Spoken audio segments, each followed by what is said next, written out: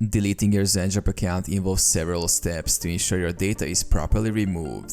Here's how you can do it. Log into Zendrop. Visit zendrop.com and log in with your credentials. Navigate to Account Settings. Once logged in, click on your profile icon or name in the upper right corner to access the account settings. Find Account Management. In the Account Settings menu, look for a section labeled Account, Profile, or Account Management.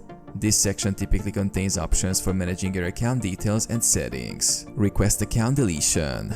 Unlike simply canceling a subscription, deleting an account often requires contacting Zendrop support. Look for an option to delete your account, which may involve sending an email or submitting a support request. If there is no direct option, locate the Contact Support or Help section. Prepare to explain your request clearly, mentioning that you want to delete your account permanently. Submit the request. If submitting via email, compose an email to Zendrop support team, stating your request to delete your account. Include your account details for verification. Confirm deletion. Zendrop support will usually respond to confirm your request. They may ask for additional verification or reasons for the deletion.